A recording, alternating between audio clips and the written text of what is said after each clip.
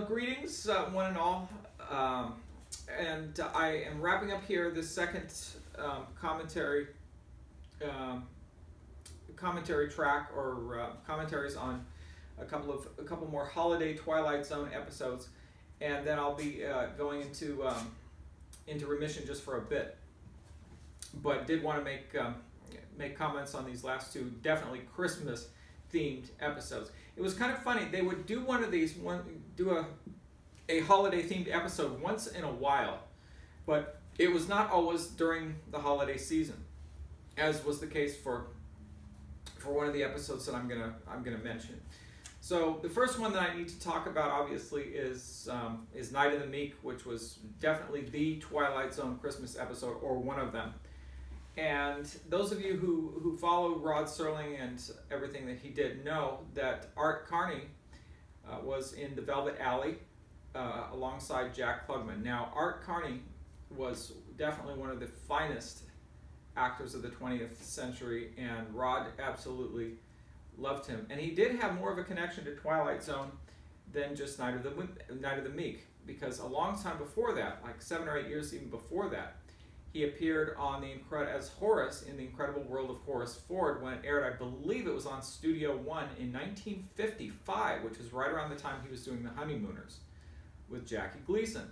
Now, I think the one kind of aspect that was a little off with casting Art Carney as a Santa Claus, great though he was in the role, it was this drunken Santa Claus. The one thing that was kind of off was, Art was never fat, he was never overweight, and what's a Santa Claus story if the Santa isn't overweight? And speaking of The Incredible World of Horace Ford, I remember this episode of Matlock where Pat Hingle, who played Horace in the Twilight Zone version of that, played a Santa Claus, and very convincingly. It's like all these things are so intertwined and so on and so forth. But that was speaking of that, I've got to watch that again. A fabulous episode, early episode of Matlock, Andy Griffith's second home run in his own career. But see what happens with these, you get off on all kinds of tangents. You start talking about one actor and it leads to, it's a domino effect. So anyway, the setup for Night of the Meek, well, what is it? What is it? Night of the Meek. Well, it's like the meek shall inherit the earth. That's where that comes from the Bible. And needless to say, it's a story, kind of simple story about a guy this Santa Claus, who somehow, is carrying this most unusual bag that produces all these gifts, and he starts giving them out to the kids and so on and so forth who wish for things, and he'll pull out a gift for them, and then he goes into this mission or something where these guys are singing, these guys and gals are these homeless folks are singing "Joy to the World," and they've got the sister nun or something playing the organ accompaniment, played very well, very funny, by Meg Wiley, and so that scene was very good. And then Burt Mustin appears as one of these old homeless guys, and he lived he looked old then. He was like 80 years old then, and he lived like about another 15 years. And John Fiedler plays the department store manager in the this was done on videotape, and for a videotaped episode, it came off very well. They had the department store set up very, very nicely, and John Fiedler was one of those character actors who, like Art Carney, was really kind of a treasure. He was on all kinds of TV shows. I think most people probably know him most for his long-running part as a regular on the Bob Newhart Show, where he appeared along Jack Riley and Florida Freebus as one of Bob's 3 patients. He played Mr. Peterson, Emil Peterson, who was an Army vet. But in Night of the Meek, he plays this department store manager, who's kind of like what James Milholland did in the After Hours, just befuddled and nervous and twitchy and just pissed off at Corwin, who for coming in drunk, drunk on the job. And needless to say, very, very effective. So there were some very good actors, supporting actors in Night of the Meek as well. And they got real reindeer to come in and play their parts. And even though it was done on video, even by today's standards, it really looks pretty good. The snow was maybe a little phony as expected. But don't forget, this was television in 1960. They had much more of a license, in those days to do it, and the TV screens were not nearly. I mean, I wasn't alive or anywhere near it in 1960, but at that time, the TV screens did not have crystal clear pictures. So when you saw snow, these snowflakes, paper snowflakes coming down from the sky, from the soundstage, it looked like the real thing back then, certainly. But if there was ever to be a Christmas episode, that was definitely the one to have, with Art Carney playing the Santa Claus, and so very, very well done, as I say, despite rather primitive production surroundings, and very well cast, and some very good and funny scenes there. And the guy who plays the cop, I think his name is Robert P. Lieb, Lieb. I think he was very good in I think it was Officer Flaherty. And there was another episode, I think, featuring another Officer Flaherty, but I can't remember which one now. So Night of the Meek, with starring Art Carney and John Fiedler and other actors who were very, very, very good in their parts. And moving right along to Changing of the Guard, which was the last episode broadcast, a Christmas episode, broadcast as the last episode of the third season, as the summer was starting in the year 1962, and that was to be the final broadcast of Twilight Zone. It left the air and was off the air, out of production for just 4 or 5 months, and then it got back into production with the hour-long episodes. But that was the last episode originally aired. I don't know about produced, but originally aired. Starring Donald Pleasance. And what am I holding in my hand? I swear to God, I'm looking for a prop to or something to complete the picture here with this commentary. And this VHS, God, this DVD cover, this DVD of Halloween was sitting right at the top of a box of DVDs. Now, DVDs are going out of style. So are VHS tapes, by the way. They're obsolete. But this was sitting right on the top, and I was trying to think, what do I have from either of those episodes that I could show or whatever. But this is a DVD of Halloween. And now that I've got this, I've got to watch it again and remind myself of how miraculous and virtuosic Donald Pleasance is in this film, this old John Carpenter film with Jamie Lee Curtis and others. But Donald Pleasance played the part of Mr. Ellis, Professor Ellis Fowler, who is a very, very old world teacher who was undoubtedly born in the 1800s. He was probably born in the late 1800s, and then the year was 1962, and by that time he was in his 70s. But he was still teaching. He did not want to retire, and just was kind of forced out for seemingly no good reason, ageism if nothing else,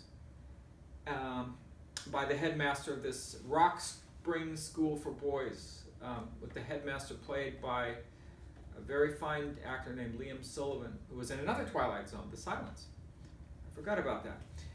And they said, you have to leave. You've already been, a member of the faculty for 50 odd years now, and you passed the retirement age several years ago.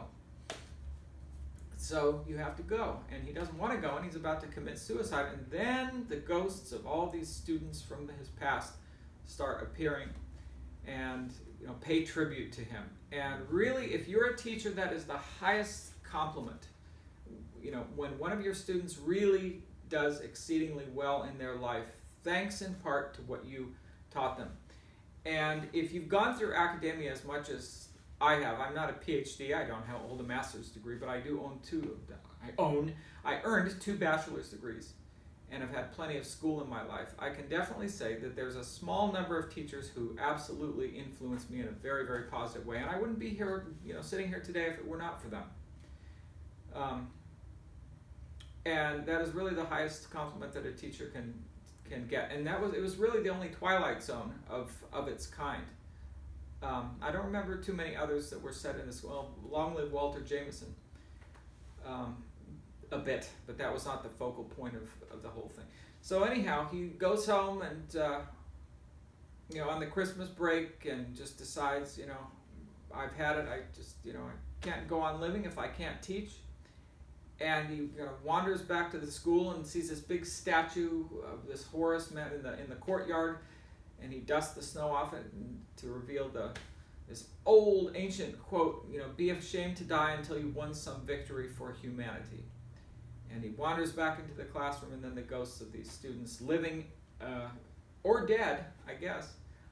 Some of them were dead, or maybe all of them, I can't remember. And one of them was played by a fellow named Tom Lowell, who I did meet and who came to I think he came to just about all the Twilight Zone conventions that we had here in LA, and then one of the ones in New Jersey too.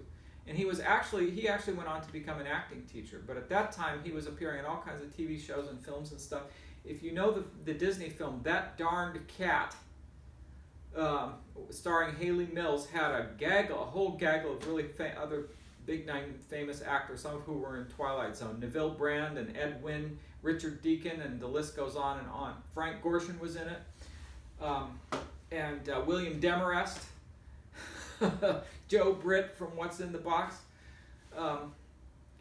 But Tom Lowell was in that film playing Haley Mills' boyfriend. And I remember Tom said to me, he asked me at one of the conventions, I think it was one of the ones that we didn't do, but I saw him there. He said, "Is Haley Mills here this weekend?" He said, "My God, if I see her, I'm going to fall in love all over again." I said, "No, I don't think she's here," because it was part of a bigger show with, they had the Twilight Zone actors. This was for the 50th anniversary. They had the Twilight Zone actors all in the foyer, and then they had these non-Twilight Zone actors in the ballroom of this hotel in Burbank. But anyway, Tom was a very good actor, and then he went on to, as I say, teach acting at some private school here in LA. So he took the craft, and while I think he retired from on-camera acting a long time before, he went on to teach the fine art of acting, if I'm not mistaken. And The Changing of the Guard was definitely an appropriate title for that episode, because after that, the Twilight Zone did have a change of guard. The producer left, the producer Buck Houghton, who'd been with the show for 3 years. That changed. Rod left to take a teaching job at Antioch, and then he started teaching out of his home in Interlake, New York. And everything changed. It went to an hour. And the episodes, became different, if for no other reason than they became like 51 or 52 minutes instead of like 24 or 25 minutes. What are television episodes nowadays? About 18 with plus commercials? 18 plus commercials brings them up to 30 minutes. It's only like 18, maybe 20 minutes of acting, and the rest is just commercials. Terrible, terrible, terrible stuff. But aren't we lucky that we had the old days of television when it was still really good and they weren't stuffing commercials into it. So The Changing of the Guard is a very moving type episode. So if nothing else, it was a very good choice to close out the third season. And I guess 5 Characters in Search of an Exit was really the one that served as the holiday episode or the Christmas episode of season 3. I can't remember right now if they did. There was, of course, Night of the Meek for season 2. I don't know if they did one the first year. What You Need was, I believe, broadcast Christmas Day of 1959. I think so. And that was also about gifts, wasn't it? Yeah. I'll have to talk about that one on another commentary track. And then for the 5th season, I'll have to. I don't think they really had one for that year. It becomes a little too tidy if you do a Christmas episode for every single year. If you're a sitcom, if you're producing a sitcom, you have to do it. But for an anthology show like Twilight Zone, then no. So anyway, with that, I wish everybody a very happy rest of your holiday season for 2021. Although this is hopefully going to be watched, it'll be on this channel for the duration, for infinity, definitely. There's the word I'm fishing for.